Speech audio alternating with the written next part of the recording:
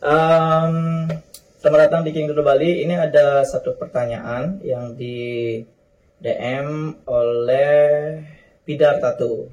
Pertanyaannya, Bli mau tanya, untuk buka studio yang proper itu sistemnya gimana ya? Kalau boleh tahu, soalnya saya nggak ada kenalan teman yang punya studio atau kerja di studio. Atau mungkin Bli buatin di konten YouTube-nya supaya bisa share ke teman-teman lain sekalian. Oke, jadi pertanyaan tadi itu adalah tentang bagaimana sistem membuat studio tattoo. Jadi saya akan jelaskan sesuai dengan pengalaman. Jadi mohon maaf jika ada kurang berkenan atau mungkin tidak sesuai dengan pengalaman Anda. Ini menurut pengalaman saya pribadi. Gitu. Jadi untuk membuat studio, yang pertama harus dilakukan adalah satu, memilih studionya. Jangan sampai membuat studio tapi kalian tidak punya studio. Aneh kan? Jadi harus punya studio. Studionya apakah itu harus ngontrak ruko di tempat yang di pinggir jalan atau enggak rumahan, itu sebenarnya sama aja, ada plus minusnya. Satu, jika kalian kontrak studio misalnya di samping jalan kayak itu di tempat kontrakan biasa, itu biasanya kan pasti ada charge dan juga budget untuk kontrakannya, dan otomatis pasti budgetnya bisa dibilang lumayan ya. Jadi itu bisa mempermudah untuk mendapatkan klien walk-in, bisa saja kayak gitu, dan juga bisa mempermudah klien lain untuk datang. Kalian juga bisa juga dengan pilihan kedua, yaitu di rumahan atau di rumah kalian sendiri. Itu kan jadi sekarang kan musim pandemi nih, jadi untuk mengeluarkan budgeting untuk sewa studio mungkin agak berat karena satu sisi ada budget yang lumayan besar untuk sewa studio dan belum lagi part-part lainnya. Jadi kalau misalnya kalian di rumahan itu apakah boleh? Dan juga proper, kenapa tidak? Yang penting, yang pertama yang kalian harus ketahui adalah mempersiapkan tempat yang nyaman. Satu, kenyamanan, kebersihan, dan juga kesterilan, itu yang penting. Dan juga terutama skill kalian. Jadi menurut saya kalau misalnya kalian memang sudah benar-benar mempunyai pasar klien dan juga sudah bekerja dengan baik dan juga klien suka dengan pekerjaan kalian, dimanapun kalian tentunya dalam tanda kutip masih dalam jangkauan bisa dijangkau oleh klien, itu bakal dicari.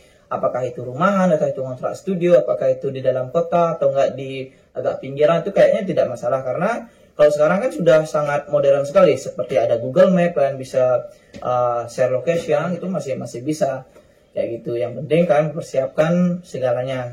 Yang pertama itu adalah kenyamanan. Kenyamanan itu bisa jadi studio kalian nyaman, bersih, dan juga nyaman itu tidak harus mewah ya. Yang penting bagaimana kalian menatanya biar terlihat sedemikian rupa, biar klien itu datang biar enak lah, nyaman dia untuk berlama-lama di studio kalian. Seperti misalnya luangkan budget untuk AC, misalnya, itu sangat penting karena kita nggak mungkin bisa bekerja dengan rentan waktu yang agak lama, berpanas-panasan seperti itu.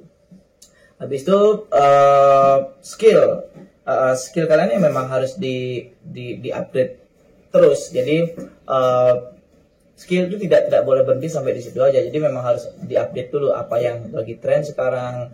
Habis itu kalian menemukan style kalian dan juga bagaimana service kalian melayani dan juga menghandle klien-klien, itu bakal menjadi nilai plus untuk studio kalian. Dan untuk peralatan biasanya yang penting harus tetap menjaga SOP, standar operasional prosedur dalam pertatuan.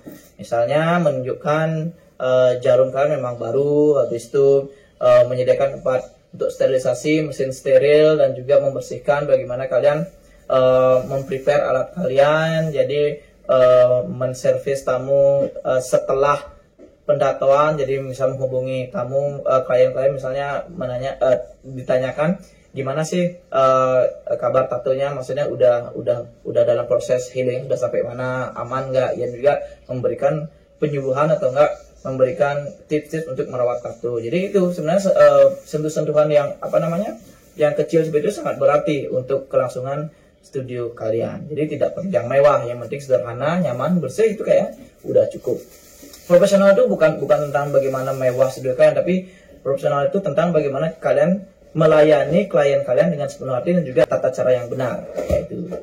Itu aja. Dan juga promo itu sangat penting. Misalnya kalian mengadakan diskon atau mungkin pas hari-hari tertentu, dan juga bisa juga mengadakan giveaway atau yang lain, atau mungkin via berbayar melalui Instagram dan juga Facebook, itu kan bisa aja ya gitu.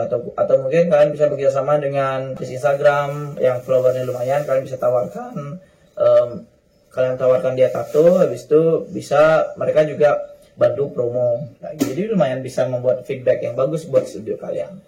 Ya itu aja. Jadi sebenarnya itu aja yang untuk persiapan studio. Selebihnya kalian bisa cari sendiri ntar setelah kalian mempunyai studio. Itulah hal yang utama. Untuk masalah harga dan lainnya, silahkan kalian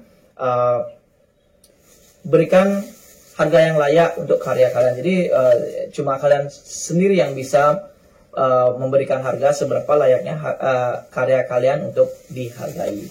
Jadi kalau tidak kalian yang menghargai karya kalian sendiri, bagaimana orang lain bisa ikut menghargai karya kalian. Jadi itu aja mungkin tentang pertanyaan dari Bidar Tato tentang bagaimana membuat studio. Ya pokoknya untuk Bidar Tato, selamat mencoba. Semoga tips dan trik yang saya berikan bermanfaat.